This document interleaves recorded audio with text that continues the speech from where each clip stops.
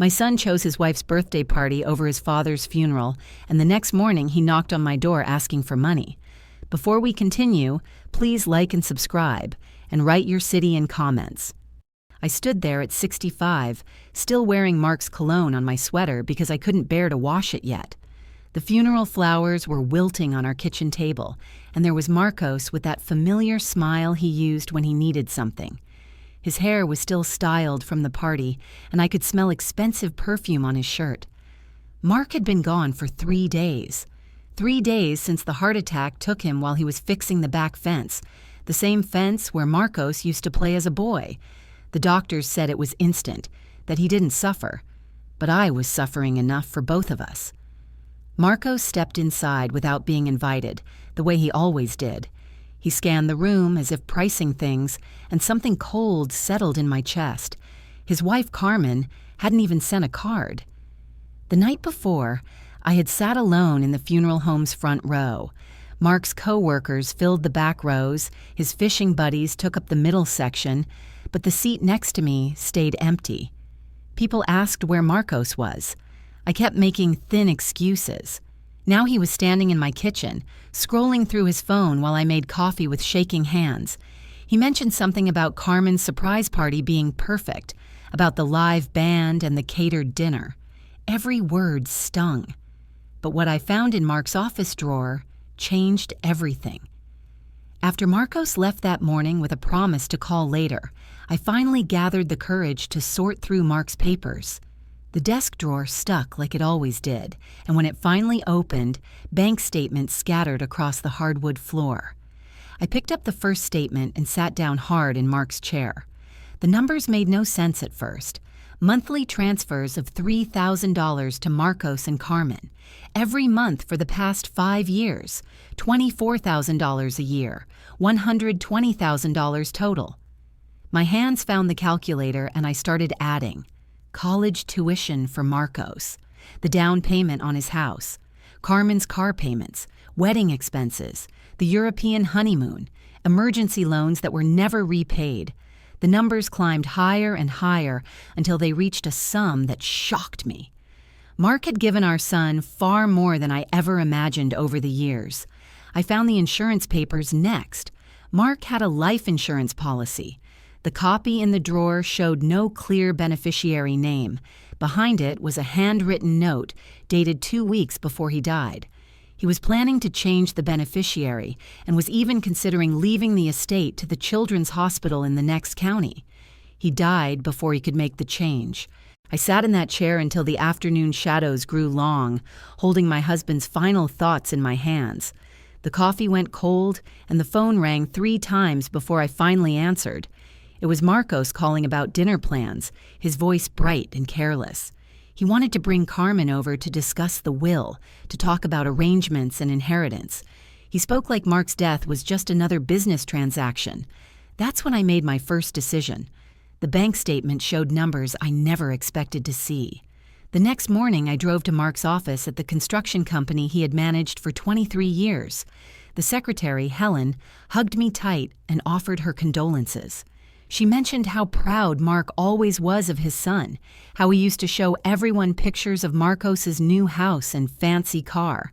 I asked to see Mark's personnel files, and Helen hesitated, but I was still listed as his emergency contact, still technically his next of kin for business purposes. She unlocked the filing cabinet with gentle hands and left me alone in the conference room. What I found made my stomach turn. Mark had been covering for Marcos at work for over 2 years. Marcos was supposed to be handling client relations and project coordination, but the files showed a pattern of missed deadlines, angry client complaints, and sloppy work that Mark had been quietly fixing behind the scenes. There were problem reports I had never heard about. Marcos arguing with other workers, Marcos showing up late or not at all, Marcos losing his temper with clients and costing the company thousands in lost contracts. Mark had been protecting Marcos's reputation, covering his mistakes, and essentially doing 2 jobs so his son could keep his position and salary. The stress of it was documented in Mark's notes, scribbled reminders to follow up on Marcos's unfinished projects and damaged relationships. Helen knocked softly and came back in. She sat across from me with careful eyes and asked if everything was all right. I told her about the funeral, about Marcos choosing Carmen's party instead. Her face went pale, and she reached across the table to take my hand. She said she had been waiting for the right time to tell someone. Mark's last day at work, he had seemed different, lighter somehow. He told her he was finally going to stop enabling Marcos, that love sometimes meant letting people face the consequences of their choices. That afternoon, I called the company's owner and requested a meeting. What happened next at his workplace shocked the entire town. I sat across from Mr. Patterson in his office, with Mark's personnel files spread between us. I told him everything I had discovered, every detail about the covered mistakes and protected reputation. I showed him the bank statements, the pattern of financial dependency, and Mark's handwritten notes about wanting to make changes. Mr. Patterson listened without interrupting, his expression growing darker with each revelation. He said he had suspected something was wrong, but trusted Mark's judgment completely. He never imagined Mark was covering for such serious performance issues. The decision was immediate. His employment would be fired for poor work. Final pay would not be paid, and the company would take him to court for the $47,000 in damages. I asked Mr. Patterson to let me be present when they told Marcos. The next morning, I waited in the conference room while Helen called Marcos in for what he thought was a routine meeting. When he walked in and saw me sitting there, his face shifted from confusion to irritation. Mr. Patterson wasted no time. He laid out the evidence, the covered mistakes, the client complaints, and the pattern of poor performance that Mark had been hiding. Marcos tried to interrupt, tried to explain, but Mr. Patterson held up his hand. Then came the part that changed everything. Mr. Patterson told Marcos that his employment was terminated immediately and that the company would be pursuing legal action to recover the $47,000 in damages his careless mistakes had caused. Marcos turned to me with wild eyes, demanding that I do something, that I talk to them, that I fix this like his father always did. His voice got louder and more desperate until security had to escort him from the building. The whole office watched through the glass walls as my son was walked out like a common criminal, still shouting about lawyers and wrongful termination. By noon, the story was all over our small town. By evening, it was the main topic of conversation at every dinner table and coffee shop. Marcos had burned bridges with his behavior, and now everyone knew exactly who had been protecting him all these years. Carmen called me that night screaming about embarrassment and public humiliation. She blamed me for ruining their reputation, for destroying Marcos's career out of spite. She said things that cut deep, accusations about jealousy and bitterness that I won't repeat. But the worst part was knowing she was partly right. Part of me did want them to hurt the way I was hurting. Part of me wanted them to understand what it felt like to be abandoned when you needed someone most. The final envelope contained something that made my hands shake. 3 weeks after the funeral, I found an envelope tucked inside Mark's toolbox in the garage. It was addressed to me in his handwriting, with instructions not to open until after his service. Inside was a letter, dated the morning he died, along with legal documents he had prepared in secret. The letter started with an apology. Mark wrote that he knew about Carmen's birthday party, knew that Marcos was planning to skip the funeral. He had overheard a phone conversation 2 days before he died. Marcos telling Carmen that they would make an appearance at the viewing but skip the actual service. Mark's letter said he wasn't surprised. Our son had been pulling away for years, showing up only when he needed money or wanted something. Mark had enabled it because he loved Marcos. But love without boundaries wasn't really love at all. The legal documents were stunning in their thoroughness.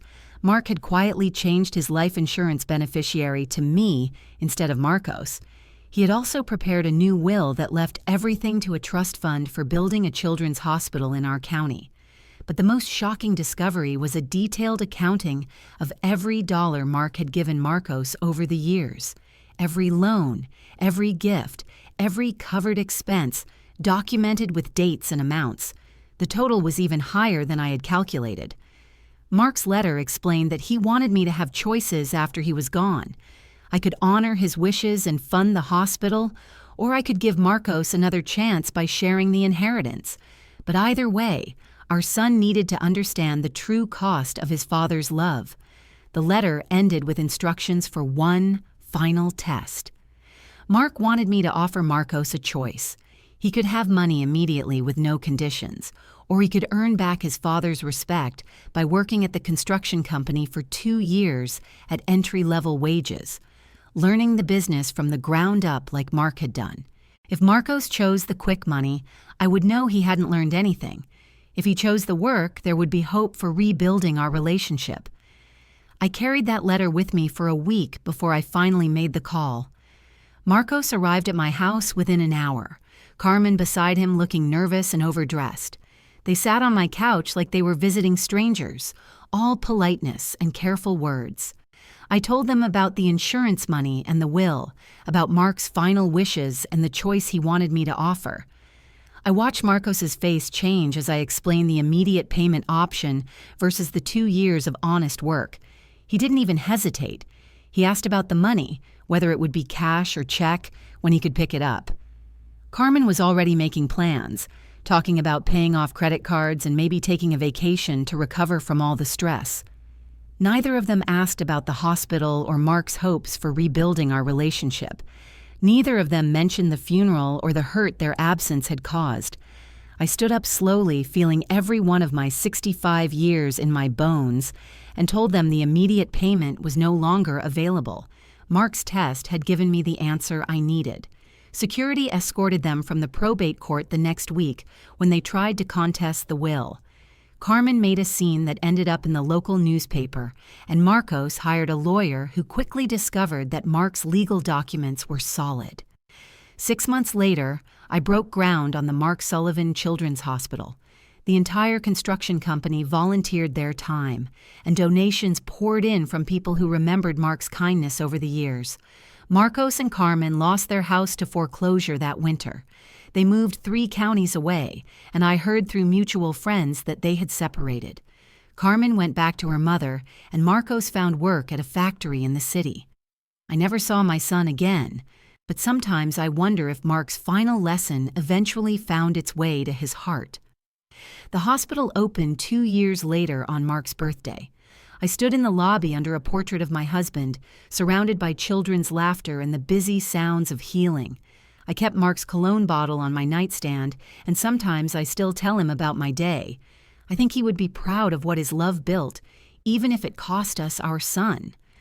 Some losses teach us what really matters, and some love is too precious to waste on people who don't understand its value. Would you have made the same choice if your child broke your heart when you needed them most?